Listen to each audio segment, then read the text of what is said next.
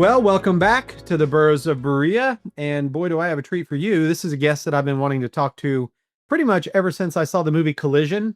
I grew up in an atheist family, and so the Hitch slap was a normal thing that we heard about with Christopher Hitchens. And so I get to meet the director today, and so do you, director, filmmaker Darren Doane. Thanks for being on the podcast. I'm fired up, man. This is Man, I love this stuff. So let's go deep. Let's go skinny branches, or let's just rock, whatever you want to do. Let's just get after it. yeah, and so for those of you who are watching, you just saw my intro where I told you all about Darren's accomplishments. What a career. My goodness. You were integral in the punk scene in the mid 90s. Yeah, no, it was crazy. I mean, right place, right time. Proximity is it really. You think about it. Someone's got an advantage somewhere based on proximity. It just depends Sure. if it fits for you, right? If you're growing up in you know 1950s Detroit and you like cars, I'm assuming there was probably something that just and for me it was the suburbs, Southern California being 30 miles outside of Los Angeles and Hollywood, music industry, film industry, that kind of proximity.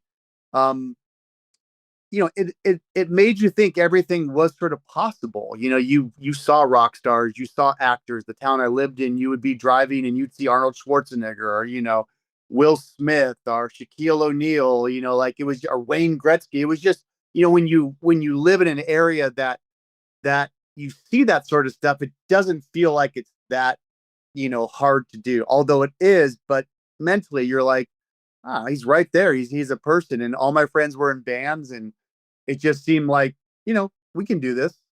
Yeah, that's I mean, got a camera and just went to it, Yeah, which is awesome. exactly. Yeah, it was, my brother's 7 years older than me, and we were always getting into wild stuff. And I was sort of, the kid with the camera, and hanging out of the car while they were taking baseball bats to, mailboxes, and I'm the kid trying to film it, and you Hmm. learn quickly that you know, want to be actually in the front filming backwards. You don't want to be in the back and having to come the other way. And and your friends are in bands and you're filming them at backyard parties, and it's wild, and it's like any other kind of high school party in a very maybe non-Christian environment for those who didn't who weren't raised in a Christian environment. And there's fights and things happen, and you just sort of get used to creating and chaos and energy and a little bit of violence. And so it all sort of creates this energy that you can just do things. Hmm. And I noticed, because I once I learned that about you, I wanted to go back because a lot of those videos I had seen, because I'm a 90s kid, right? I graduated in Yeah. 1993. And so I'm, out and about and listening to this music too. And I go back and I look at these videos like, oh my goodness, this was the guy that was doing that. Like it's so wild that, that you caught that scene and captured it. And you really did. You made Blink, you put, that work put Yeah. them on the map, and it really did do a lot for them, which I thought was incredible.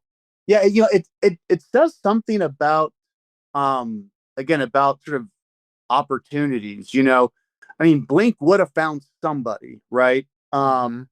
And it probably would have been someone who either had been doing maybe music videos for a while and it was maybe a favor, and it would have been maybe an older director that maybe didn't get it but could make something for them. Almost like taking you know someone and bringing them to the old school, like Kmart photo booth thing that they had there for families. Although Blink would probably do that because that's probably a funny gag to sort of do, but it wouldn't fit.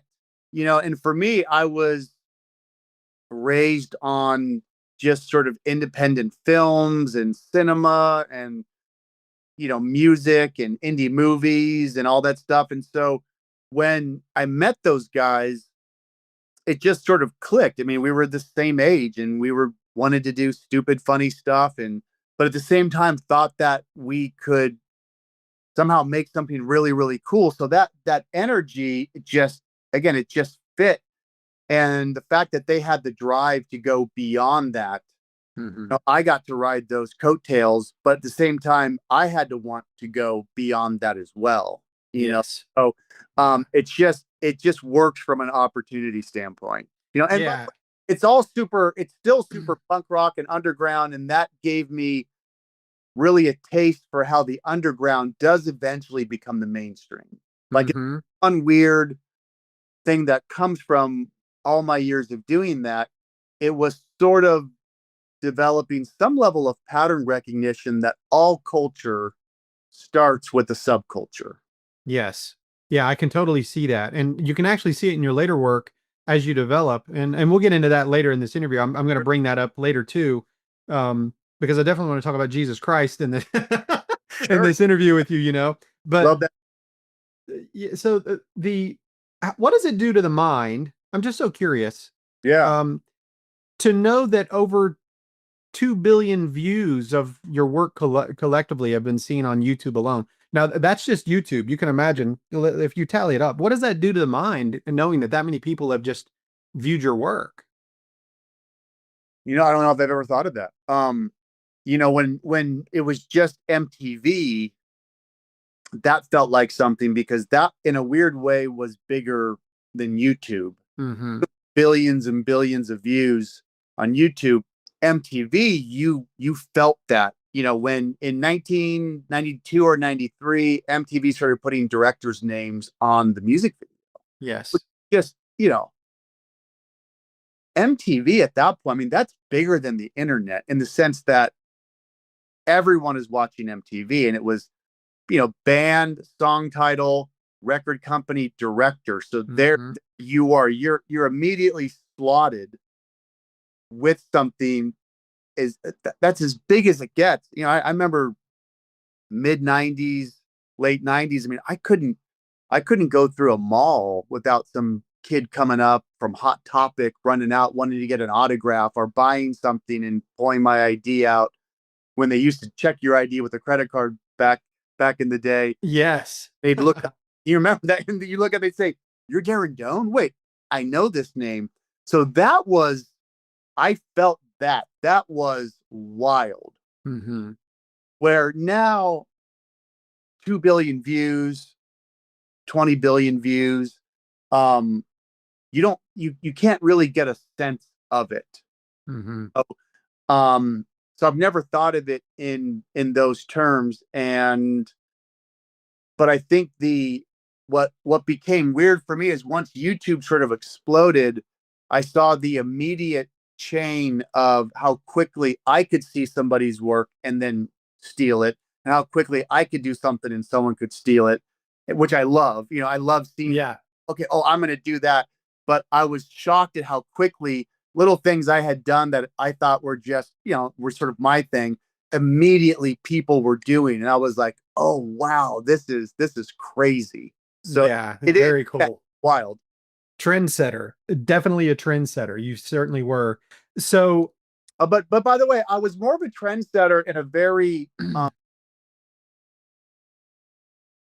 let's say it was, I just wanted to get things done. So a lot of the things that I ended up setting some minor trends in were just things that were just really punk rock, like just take the camera and go, put a band in a Mhm. room. My lighting was never perfect. I was never trying to have this consistent, look and feel throughout my music videos. It was, I was It was raw. It was yeah, raw it was like punk. just raw because I wanted to create at the speed of thought. So Mhm. my stuff was I think more of the trends that I may have been a part of were much more about process, right? Was just Mhm. much more about how to get things going as opposed to this sort of sexy finishing stuff in different lenses or different cameras and stuff like that. Yeah. So here's a question, and I'm just very curious. Did you do the video for Shinedown, Second Chance? No, and there's a really interesting story with that because when that album comes out, I get the call. At the time, I had sort of become the guy that was doing a lot of stuff for Atlantic Records. Hmm. And I had gotten a call. I had done the Jason Mraz music video because Jason didn't want to do a music video. And I had a little bit of a history of being able to work with difficult artists. Now, I Hmm. don't think they're difficult, but label sometimes can have an issue or can have because they just have a certain vision or whatever. Anyways, I do the Jason Mraz "I'm Yours" video, Which was huge, by the way, huge. Massive, right? But he didn't want to do that, and I'd gotten on the phone and said, "Why?" He said, "Because I've only got 1 week for a vacation. I'm going to be touring for 2 years on this album. I have to take this vacation." And I said, "Well, where are you going?" He said, "Mexico." I said, "I have a lot of friends in Hawaii. What if you just went there? And what if I just gave you a vacation and documented the vacation and made that the music video?" He said, "Oh, I'm in." Which is a whole other story. But Atlantic Records, I developed like he could work with kind of complicated, difficult artists. And then that became, hey, Zach Brown, have him, hey, Shinedown. Hey, all of a sudden I get on the phone with Shinedown and we shoot video for a song called Devour. Mm. But at lunchtime, I look over at this corner in the sound stage where we were in a building. There was this really weird wall. And I said, we should shoot another music video right now at lunch against that wall. I think it'd be great. And that was for a song called Sound of Madness. We shot 2 videos that day. It just, the videos take off. They're huge. And this will happen a lot. I was a little more under the radar. Now the album blows up. And all of a sudden, because I never had an agent or a rep, or a manager or a lawyer, everyone starts jockeying for a position once a band really takes off. And so that's happened most of my career, that when things go, all of a sudden everyone gets in front of me, which is just, I've gotten used to it. And Second Chance comes, they do, I don't direct that one, and it becomes, their biggest song. Mm-hmm. But I remember right after that, when the next album came, because I ended up doing this is where I ended up doing, like, you would think biggest song, keep going with that director, right? Mm-hmm. Right. The next album, I do every music video on the album. And I think the album after that. Yeah. And so that's one of those things that is always an interesting reminder, because Sound of Madness, the video we did at lunch, mm-hmm. because of that video, ended up actually kind of being the cult favorite to the fans. Right. And so Second Chance was obvious. That was the big ballad rock hit. But man, Sound of Madness did something totally different for them. And that stuck sort of in the gears of Shinedown and Brent Smith, the singer, who kind of really makes those creative decisions. And because of that, I didn't get Second Chance, but I probably got 5 more years of just rolling with them, doing so much stuff. So it's interesting, the chess moves. Yeah, it really is. And the reason I asked is because it didn't look like you. That's why I was very curious. I was like, it's so weird because the other videos do, and this video doesn't. And I was like, why did you change? But you didn't. It's because you didn't do it. No. Wow. And by the way, I'm glad I didn't do that video, because they needed that video. My work would not have done that for that video. That song, that radio hit, it needed someone other than me to make it exactly what it needed to be.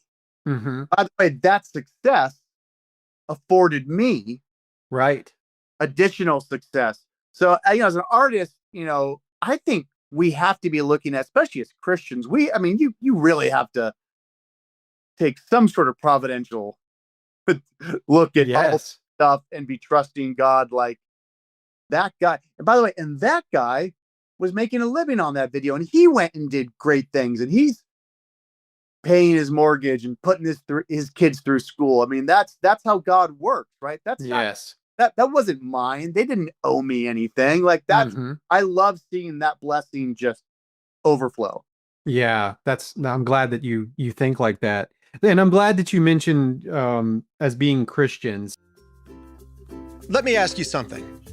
Is your soap doing its job, or is it just pretending to be clean while secretly plotting to dry out your elbows? Be honest, if your soap came from a gas station or smells like floor cleaner, we need to talk. Halfback Mountain Soaps is what happens when real people say, hey, what if soap didn't suck?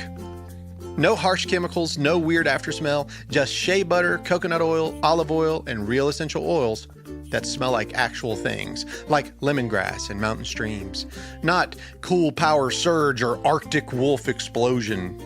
And when you order 5 bars, they throw in a free wooden soap dish, because nothing says fancy like a bar of soap on a little wooden throne. Free shipping if you spend $75, which is just a couple days worth of coffee you spilled on yourself anyway. So go to halfbackmountainsoap.com and smell like a person and not like regret.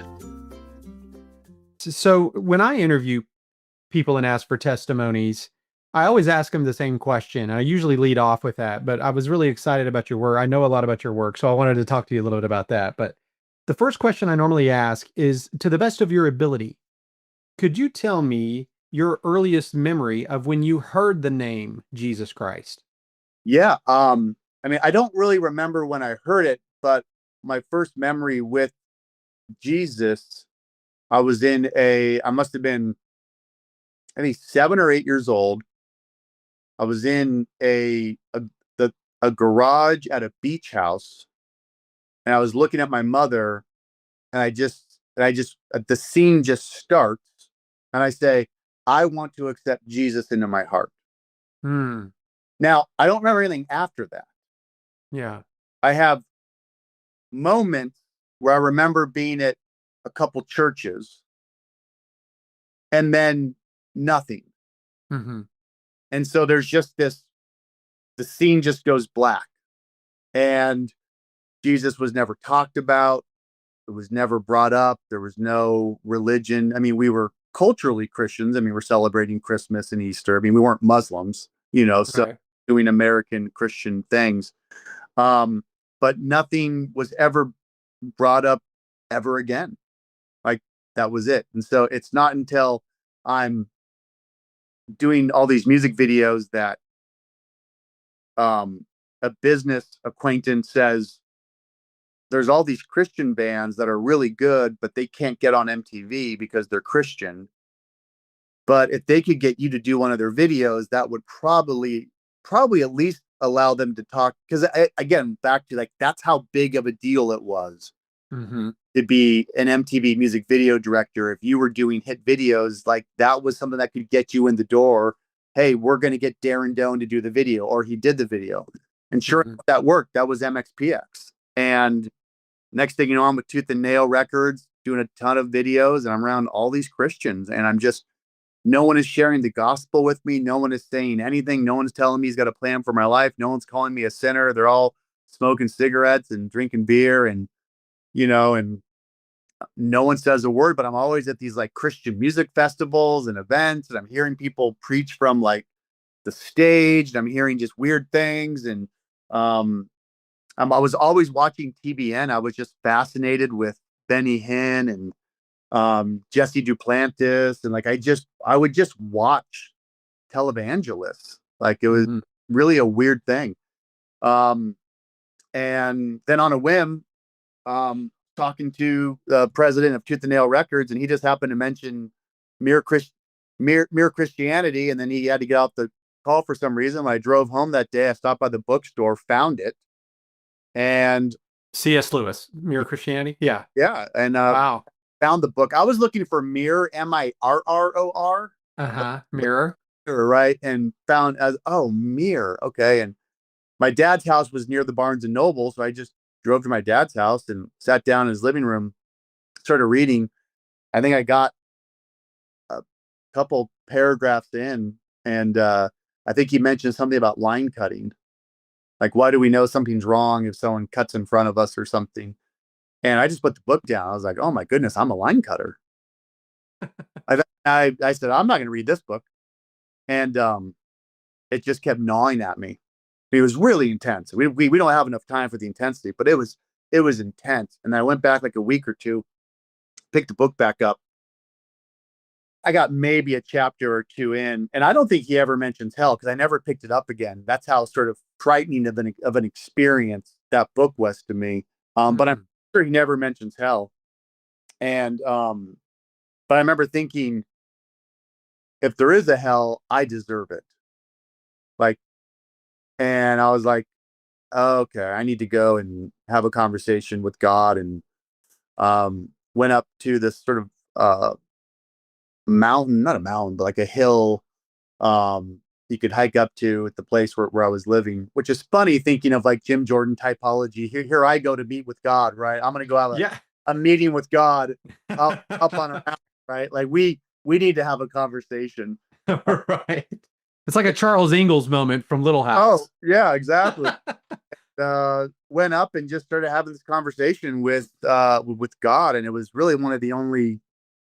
I think I've only had two um really wild experiences that I wouldn't even try to argue were real in one sense. Like it doesn't fit my theology. Like, I've only had two like wild moments. And that first one was I just kept saying, Lord, I want to have a relationship with you, but like I don't want to call myself a Christian. Christians seem weird, and I don't want to say Jesus Christ is my Lord and Savior and I deserve hell and please forgive me for my sins. Like I don't want to do that. And I was sitting on this like little, because there was like a bench, this little table up there on this, I think it was like a hiking trail thing at the top there. And I was sort of praying with my head down. And then I said that he just picked me up. I remember just, again, I don't believe this happened. So if anyone wants to say it didn't, I'm fine with that. He just picked me up. I mean, I just levitated. He just picked me up and just threw me down to my knees. I accept Jesus Christ as my Lord and Savior. Like, you're King. Like, I want to be forgiven of my sins. Like, I just went and I just was like, oh no, what did I just do? Yeah. And everything was gone. The guilt I had felt, the sort of evil I had known I'd been a part of and was championing, and I just, it all just, it left. And yet I had this really weird feeling like it was still a part of me, but it wasn't going to kill me. Right. And there's no theology yet. There's no thinking through any of this stuff yet. And I said, okay, I'm going to go home. I'm going to read my Bible, but I'm not going to tell anybody. It's the only time I'd ever heard something audible. And I just heard God say to me, no, you're not cool anymore. And the next part, just to this day, like when I reflect on it, just cuts me. He said, because the way he said it, he said, and you're going to tell everybody about me. Yeah. And I was like, oh, which just basically means you're about to become a complete a-hole. You're going to be a weirdo now, just like those people. Arguing, debating. You're just going to be the most annoying human. Right. My horoscope. Oh, let me tell you about horoscope. Ruining everybody's day. Like just, So, but that's how it starts. How old were you at that point? I'm born in 72. I graduated high school at 90. So I'm 18 in 1990. And this has got to be 96, 97. Oh, so this is after you had already started with Blink. Oh, yeah. Yeah. Again, maybe that's the context of God saying you're not cool anymore. I mean, I was as cool as it got. Like I was the guy, and, that began what would be just a complete upending of my entire life. Like the next years are just horrible. Just Can you give me some highlights to that? Like what you mean by that? I was married. My wife left. I was bankrupt then within a few months after that. I was a weird, crazy Christian. No one wanted to work with me anymore. So I didn't have a really career anymore. It was just all gone. And I was moved back into my dad's house, sleeping bag on a bed on the floor, and trying to figure out like, wow, how do I do any of this now, and it didn't help that I was, there was only sort of Calvary Chapel style churches around me, and they didn't want me in there because the Word of Faith movement was really exploding. Ironically, all that Benny Hinn stuff I was watching, I'm watching the Vineyard movement from Malibu, like really explode and come over into the area where we were. And everything is just gnarly. You got people doing these church events and they're doing big jugs, big things of water, and they're doing water readings and forecasting in the spirit. Like, just, I'm saying, like, guys, this is not good stuff. You want to be involved in this. So, like, all my non-Christian friends hate me. All this Christian community hates me. And it was like, man, I got, there was an issue with the Trinity. There was a whole thing going on with, like, Benny Hinn. He saw that God was 9, not 3, and all this stuff. And, like, there was, I was like telling people, like, yeah, you probably don't want to get involved in that stuff, and then it was like, you should probably leave. You're argumentative, and then it just was like, I got no church life. I got no work life. I got no friends. It just was like, oh my goodness. Like, where do you go? Like, Jesus, like, why would you do this to me? Like, this is horrible. Yeah. Like, I want you to forgive me of all my sins, and I want you to come into my life, and then your life gets upended. Yeah. Like, just, I mean, just horrible. Like, was like, it was insane. And, by God's grace, one of the young kids that was in a Bible group I was in, who sort of saw it all go down and saw the whole thing, I ran into him. I was drowning my sorrows, I think, like in a double beef and cheddar Arby's sandwich. And, good choice. Yeah, always. Yeah. And, and he was like, Doane, he said, what are you doing? I said, oh, it's like, there's a little church I found across from the high school in town in a strip mall. And I went in, I met the pastor. Anyways, he had all these books behind him. And I saw, like, Bonson and DeMar and Van Til and Greg Kokel. He goes, those are those guys you were, like, always talking about. He goes, because you should go meet them. And I was like, and I was ready to walk away. I was like, I was done. I was like, this whole Christianity thing, so I just drove over that moment, and I walked in the strip mall, and I met the pastor.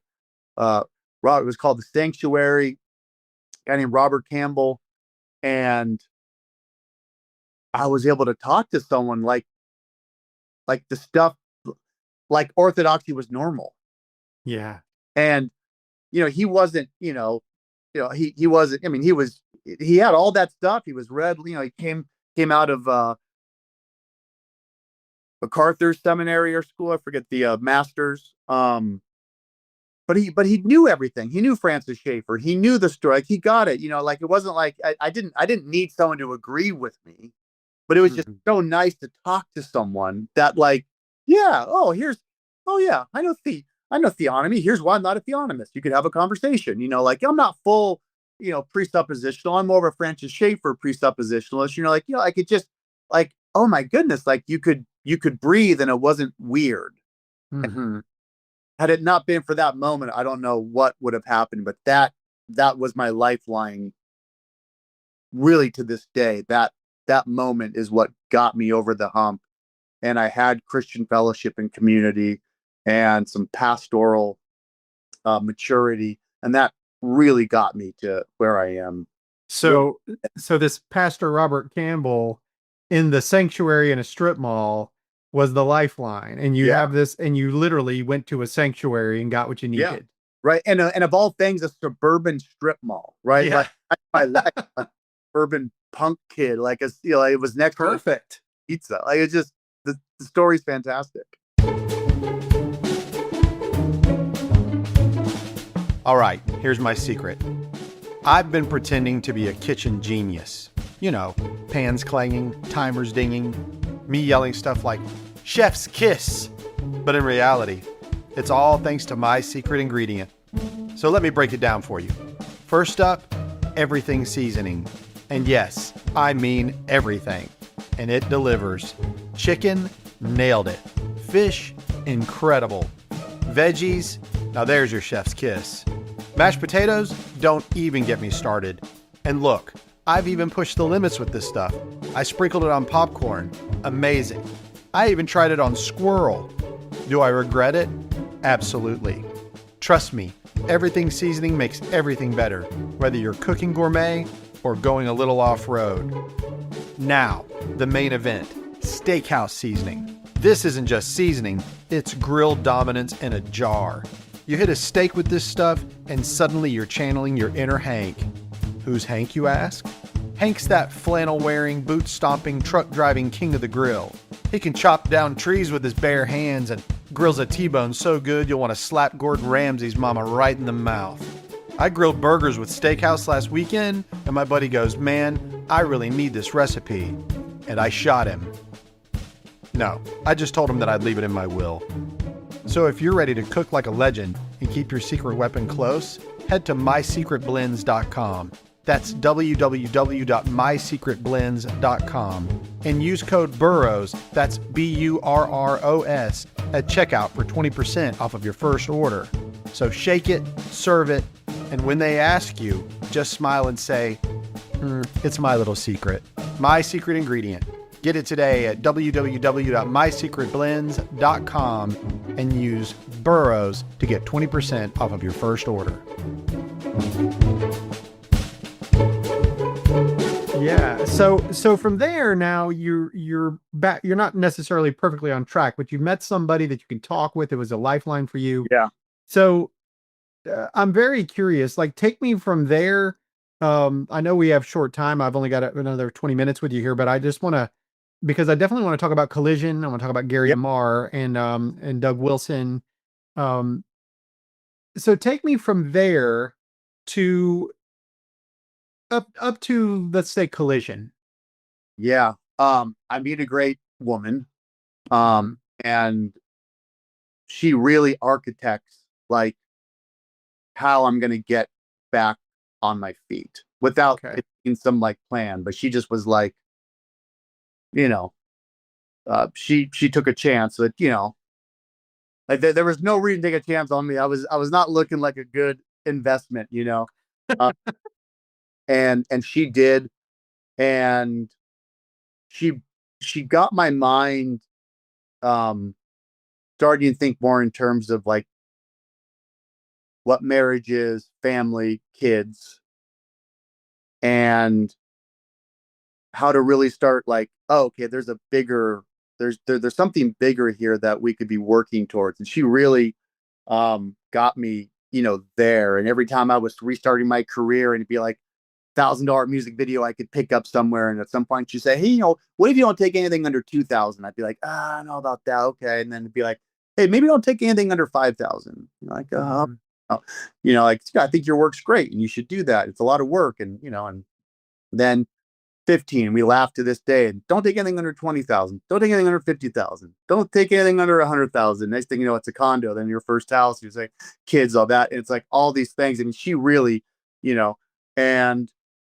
but in that process of sort of then having a career again and having some big moments pop, and the next thing you know, the Jason Mraz thing pops up. That's because his manager used to be Blink's manager. So all these weird things start connecting again and all that. And then somewhere in there, I just kept thinking like, how could I do something punk rock, like with the stuff I enjoy, apologetics and just my faith and Christianity, and like, and I thought I was going to I always wanted to redo the Bonson-Stein debate and have actors do it like it was a Lincoln Douglas debate. And somewhere in trying to develop that idea, I think it was either Gary DeMar or maybe David Hagopian had said like, well, what if you had like, Doug Wilson debate Christopher Hitchens? I think they're doing an exchange right now in Christianity Today. And it was like, that'd be interesting. And that's metal. That is metal right there. Yeah. And I had enough. I was set enough to where I could take a chance on a project, spend some money, whether it made anything or not. But I just kept thinking like, I want to do like the most punk rock. I remember thinking like, I wanted to contribute what I saw the equivalent of that bands did and movies did couldn't make the first real punk rock something in like modern Christendom. I mean, I remember thinking about that. Like, you know, like what would that look like? What would be the Nirvana Bleach album on Sub Pop of Christianity? So not even Nevermind, you know, later. I'm like, well, it could be like the just the thing that, you know, and the gritty. yeah. And the next thing I know, it was like it was happening. And I knew once it started, like, oh, this is gonna be wild. Yeah. I knew when I was editing it, I was just putting, you know, there was just me. So there was no studio, no investors, no nothing. It was just me sitting there going like, oh, I'm gonna go to a heavy metal song here. I'm gonna go to a hip hop song here. I mean, I knew I was conscious every moment of every part of that edit going like, this is, you know, no, if I remember thinking when it was done, if I saw this film, I'd be so jealous. Like if someone made this other than me, I would be jealous. Yeah. Would be upset. So I was like, that was sort of like my goal. And we you know, we did it. There was still, there was no, I mean, there's a whole other story. I mean, I don't know. I mean, that became so punk rock because there was no real distribution. There's no internet yet, really. This is still try to get it on DVD and sell a DVD and see, you know, like it was, you know, so it really was like a punk rock tape being passed around. I know that, you know, I came in really late to the game, at long after it had been done. And when I watched it for the first time, I was so enamored by the entire, just not only the two men, but how you captured it, the music, the cuts, the moves, the pans, the slides, just the coloration. Yeah.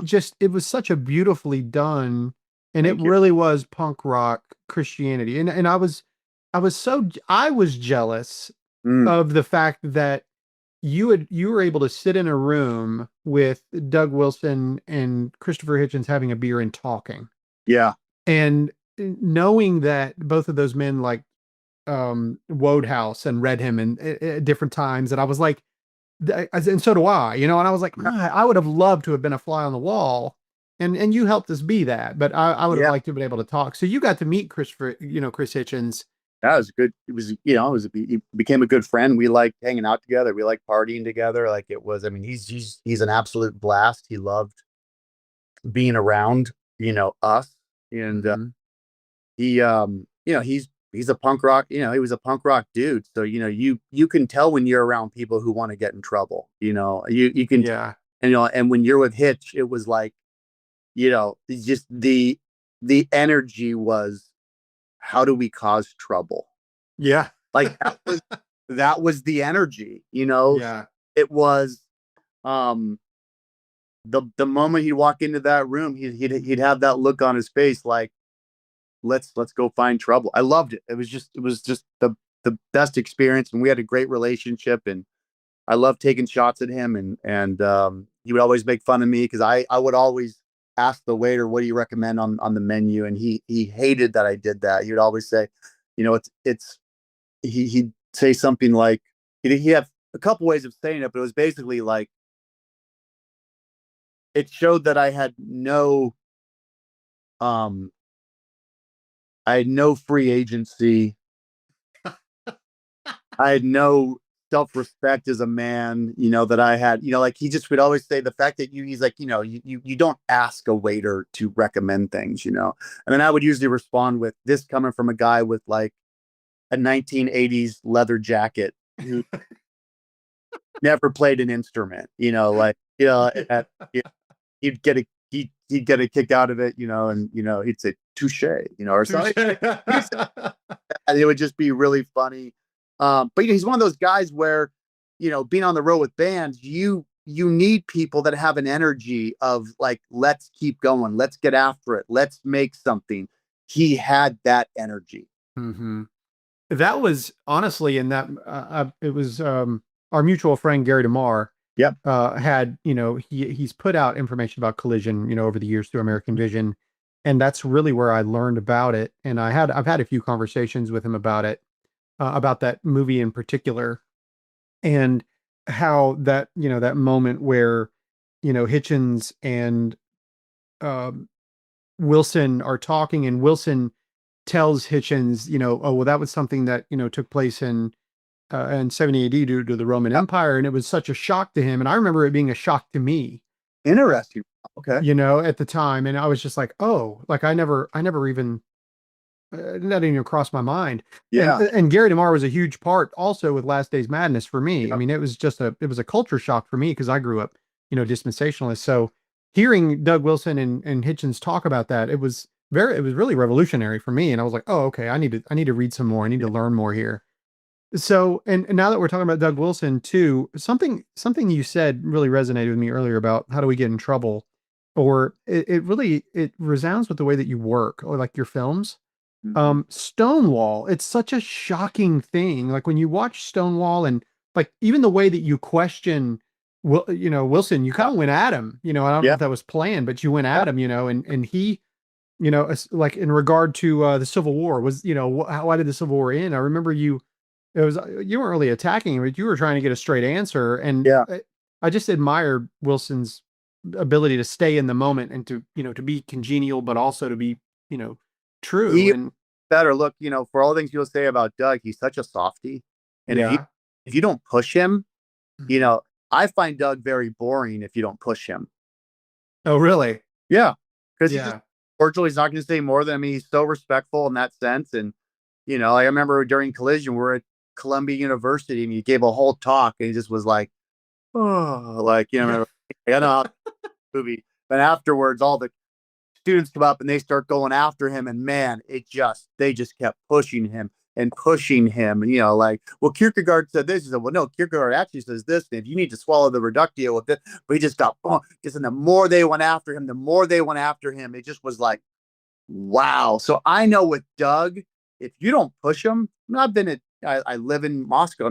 I've been in some big events. And you look around, and you're like, he's just in the corner, no one talking to him. He's not trying to make conversation. He's just sitting there like no one wants to talk to him. He's that humble. So I know you have to push him. Yeah. Well, I've, again, in that movie Collision, you definitely see Hitchens pushing him a little bit, and he's rock solid. Like he is so in the moment and ready for it. Yes. He loves it. He loves it. I mean, it was, I could see him get giddy sometimes when Hit started turning it up. Yeah. Like I was like, I could see, he likes that, he's not going to throw the first punch, but man, he's ready for the follow-up. Yeah, for sure. And his blog and May blog is pretty spicy at times. It's pretty good. Yeah. And that's, that's just a different Doug. I'm still shocked how many people read it. I'm still shocked how many people think they know what the words are that he's writing. I have to still go and look up words every time I read something, Oh, same right here. You got to have a dictionary. His blog's not accessible. It's like, it's, for the common guy, like it's not, like, so I'm always amazed when people are like, his blog, I'm like, I'm still deciphering things from things that. Isn't it brilliant though? It's brilliant though. A lot of his work is incredible. I think between the Bonson-Stein debate, learning that early on in my walk, what that was, and then Doug Wilson's blog, those two things were an education. And just, wait, how do you read this? What is he saying? What argument? What is that? Like looking up words. I mean, I think between those two things, it really has been an education. Yeah. Yeah. Oh, I know. And one of the things, and I'm not trying to stir up anything, but you obviously do fine and spicy topics. But whenever Gary DeMar got on the hot seat and got in hot water over some of the things that he had said to me, and he said publicly that you had actually reached out to him, as a friend, just to talk to him. Yeah. And recently, I guess it's been a few months back, I saw like you did another video with him talking some more. And I just want you to know that I appreciate the fact that you're still that person that is open enough to talk, kind of like what you looked for in Robert Campbell at the Sanctuary to be able to talk. You've done the same thing for someone like Gary DeMar. And I think I think that's wonderful to be able to talk. He's asking some very hard questions, but I think so I think some people need to defend him a little bit. He's worked really hard to become Uncle Gary. He didn't become Uncle Gary Yeah. without decades of service, you know? Yeah. No, I think it's a really interesting. There's a narrative playing out right now that, um, when you look at yourself as the center of the world, because our own personal narratives is where we're all rooted, right? Of course. And, you know, I think it's Gary DeMar that had told me, even to go to the moon, you have to build all the physics and the math around the Earth being the center of the world, Mm-hmm. or else you can't get back. Yeah. Right. So, Right. you can laugh at people thinking, oh, the ancients thought the Earth was the center of the universe. Well, first of all, we actually don't know. It could be. Like, it could, technically, we don't know where the Earth is, Right. But to do math equations to get to the moon and back, you have to assume you're the center. Mm-hmm. And in my own life, I have only gone from one controversy, underground subculture, becoming mainstream event after the next. And when I got to be around Doug Wilson, I was like, oh, like, this is the next thing. He's the next thing. I knew he was the next thing. Like, I have pattern recognition of what's going to be the thing that's going to rule culture. And so when I met Doug, I was like, oh, this is the most important pastor in the world. Mm. Like I know that. And he's proven that. Might be a low bar, but he's proven that. Mm-hmm. And the controversy right now around Gary, I think is the most important conversation of what is going to be the next iteration of Christianity, because that comes on the heels of the internet and AI and people being able to do work and research that, 10 years ago, I was talking to a friend of mine, Oxford grad. He goes, 10 years ago, I had to go to that library to look at that. It's in my pocket now. So from 10 years ago and all back, whenever that library was, that's how you read that. That's how you got that information. I can see exactly what Augustine wrote. I can see exactly how weird of a dude Augustine is when I start doing research now and I'm looking at stuff and I'm saying, well, why didn't the church adopt these 10 other things from Augustine? Mm-hmm. Right. Like I can ask that question. Where we are at right now from a scholarship standpoint, it is completely punk rock. The mainstream evangelical hierarchy, especially from a scholarship standpoint, is in absolute trouble. And what they don't realize is they're already done. Mm-hmm. They're already irrelevant. Right. And the tension is going to be between the everyday person in church who the herd has been protected by everyone that's gotten an A on the test and knows all the rules. And that's whether you're a Calvary Chapel dude or whether you're over here full Eastern Orthodox, whatever. Everyone's pretty much agreed on the rules.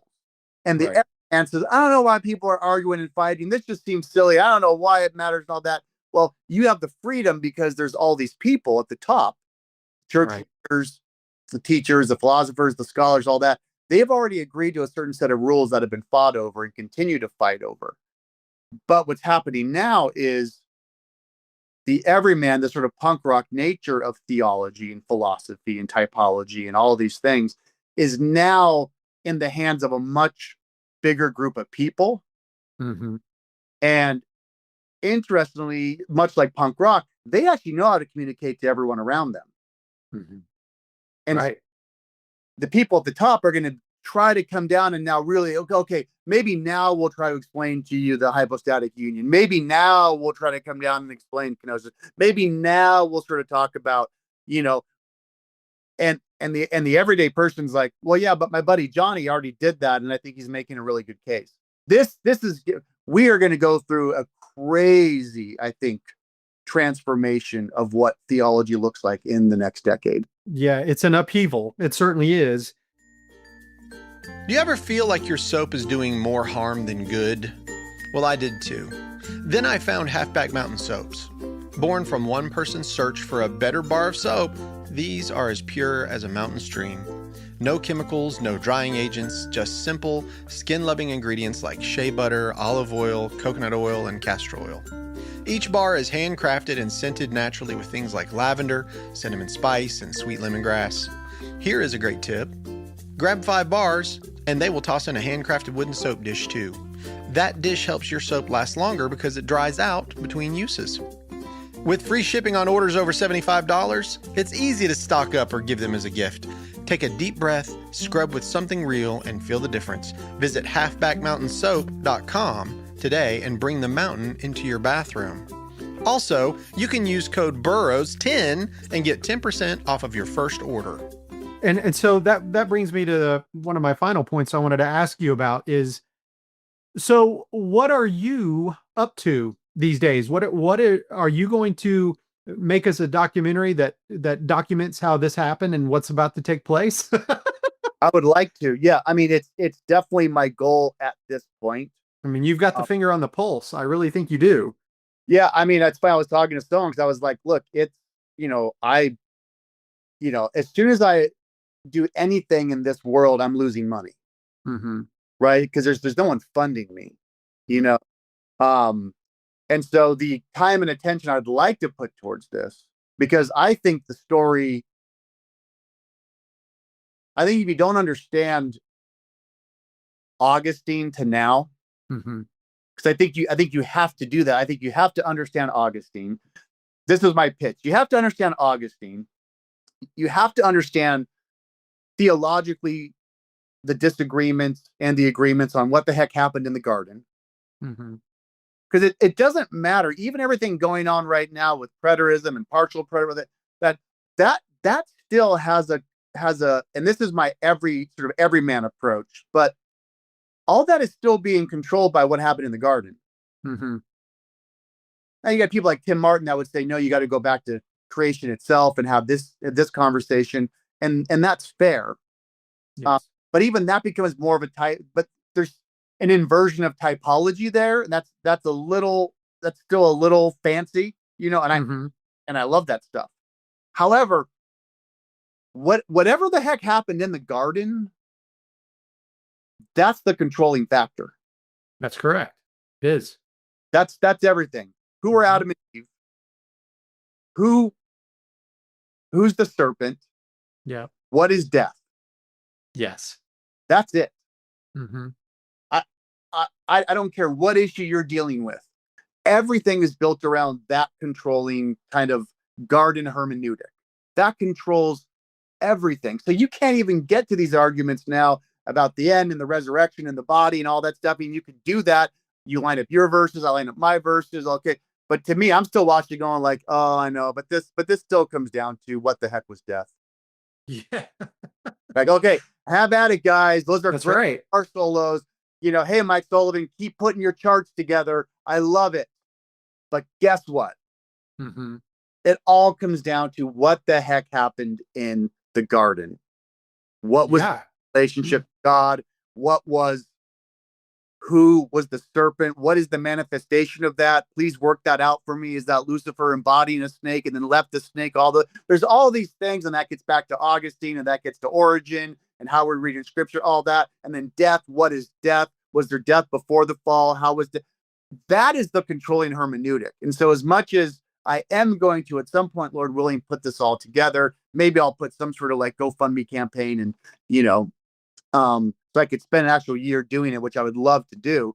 But that to me becomes the most important controlling issue that needs to be dealt with. I think that it would be brilliant. And I really hope that you do.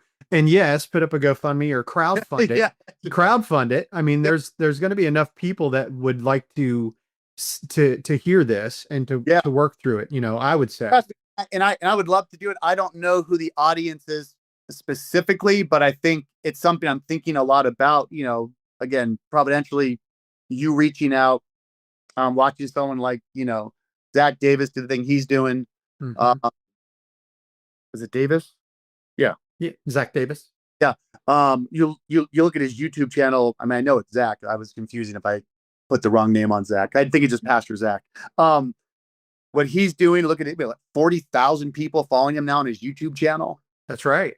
Look, Zach is the most punk rock player in this game right now. Yes, he is. You know, um, I think you and Zach, when I think of like when I think of brand identity, I think of you, and I've always thought of your podcast and what you do. Zach is the Nirvana. Yes. He's going to take it to the next level, baby. Zach is working on Nevermind right now, and this whole world is still hair metal, Yeah. still White Snake, you know, Guns N' Roses. yeah, it's still like, you know, and Zach's sitting there and like I'm looking at Zach going like, oh my goodness, like this dude, you know, like this guy's coming. But I think possibly like maybe connecting some of these and just really being like, hey, like maybe I crowdfund this, you know, like who wants to, you know, here's the goal, here's what I'm looking to do. And yeah, I mean that would be a dream project. Well, I'll get behind it. The minute that you put it up, I will blast it. I yeah. And we have to follow up because I have so many questions for you and what you're doing. So we have to do a follow up just off air because I need to really pick your brain because I'm fascinated with kind of what you've been doing. Oh, well, thank you. Wow. I just want you to know how much I appreciate you sitting down with me. I know you got to go do stuff with your kids. I say I'm into that. I got football practice. I'm into that. I say go be with them. It's wonderful. That's what it's all about. Yes, sir. Yes, sir. So Darren Doane, thank you so much for being with me. And I can't wait for everybody to hear this. And let's definitely have that follow-up call one day and we'll just chat. Send me an email. Let's do a follow-up tomorrow. Sounds great. Okay. Thanks a lot, Darren. You take care. And thanks to your audience and everyone listening. Really appreciate it. Yes, sir. Thanks.